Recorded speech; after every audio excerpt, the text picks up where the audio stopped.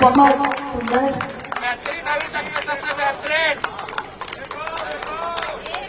अच्छा बहुत सुंदर, बहुत सुंदर, लाजवाब प्रस्तुति।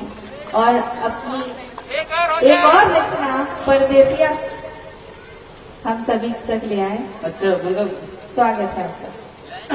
धनंजय जी ने कहा था कि ये गीत तो आपको जरूर रचना होगा। और दरअसल देखिए होता क्या है ना कि अभी और अभी अरुण हंसाना भैया की तरफ से उत्तम लहरकार जी के की रचना को, स्वर को सम्मान देते हुए 500 रुपए की प्रोत्साहन राशि।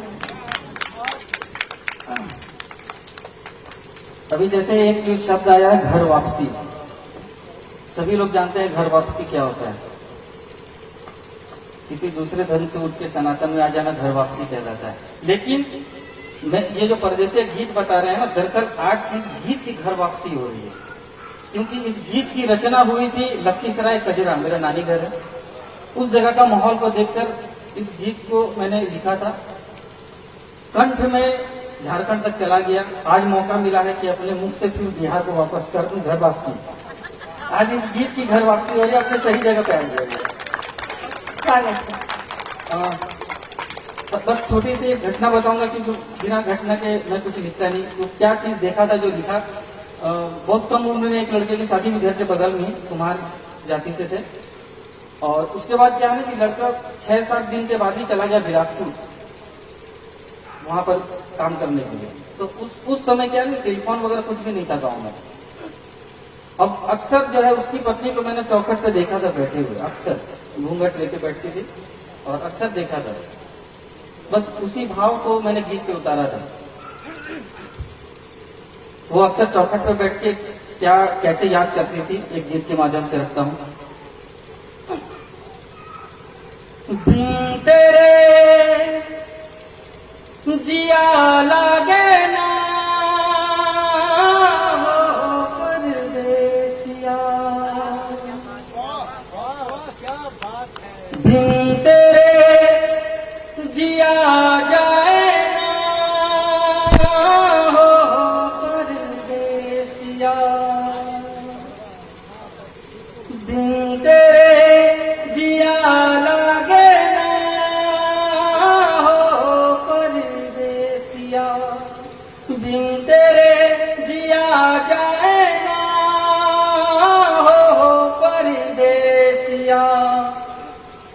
देखिए मैं बिहार में ही हूँ और गांव में ही हूँ, तो बताने की जरूरत नहीं है कि आज भी यहाँ पर जो है कौवे का छत पे बोलना मतलब एक संकेत माना जाता है कि घर में कोई आने वाला है। तो किस तरह से छोटे से संकेत को पकड़ती है वो। हो कागा बैठे कोठे पे करे काकी सो, मैं सुनू जो भागी भागी देखूं चारों, हो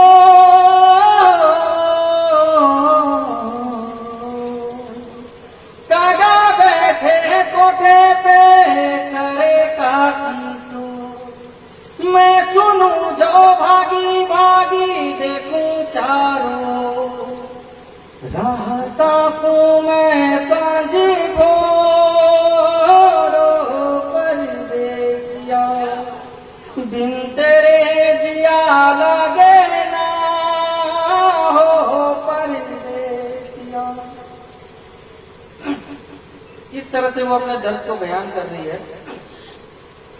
हो शीत काटे रतिया डराए घन घोर, निंदिया नहाए ढूंढे तोहे चित चोर, हो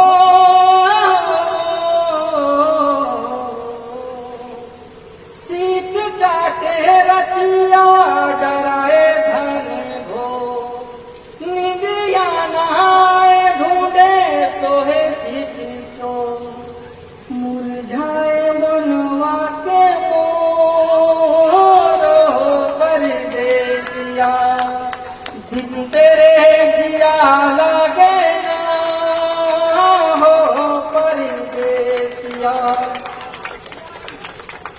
कहते हैं कि शादीशुदा लड़की के लिए उसका श्रृंगार सबसे बड़ा चीज है। घंटों समय लगा सकती है श्रृंगार, लेकिन क्या हो अगर श्रृंगार ही उसे परेशान कर दे। हो चूड़ी चढ़ाए काजल बिंदिया भेटाए नहीं तकिया के छोर हो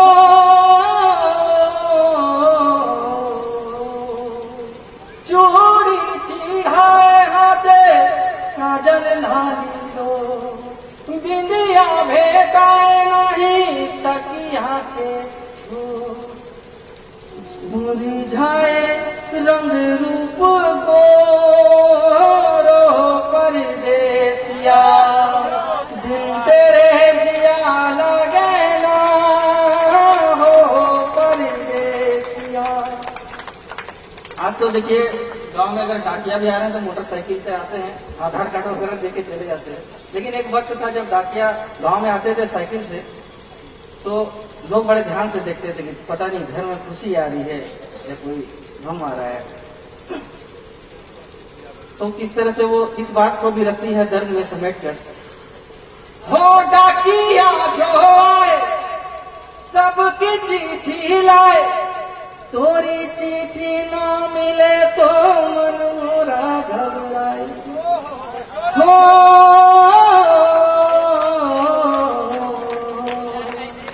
डाकिया जो आए सबकी चिट्ठी लाए तोरी चिट्ठी ना मिले तो दिल मोरा घबराए मैं जो चिट्ठी लिखूं भेजू कैसे तो है ना पता मालूम कैसे तो है मिल पाए। और जैसा कि सर ने कहा था कि कभी जो है कभी ढलती शाम को नहीं लिखता है, लेकिन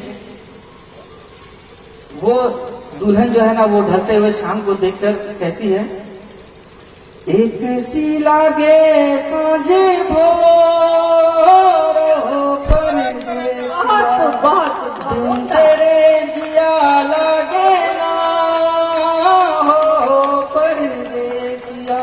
और उसके गीत का गवाह कौन रहता है? जो शाम में जब पूरे गाय का झुंड लौटता रहता है ना घर, वही उसका एक गीत का गवाह रहता है और उसी के साथ कहते रहती है घर आजा परदेसी घर आजा रे घर आजा परदेसी घर आजा रे। देखिए अगर मान लीजिए इस गीत का घर वापसी हो गया है तो मैं चाहूंगा कि इस गीत को आप लोग जरूर गुनगुनाइएगा। घर आजा परदेसी घर आजा रे घर आजा परदेसी घर आजा रे। बहुत बहुत धन्यवाद, बहुत बहुत धन्यवाद। बहुत सुंदर प्रस्तुति, उम्दा, लाजवाब, अप्रतिम और शब्द नहीं है शानदार व्याख्या के लिए।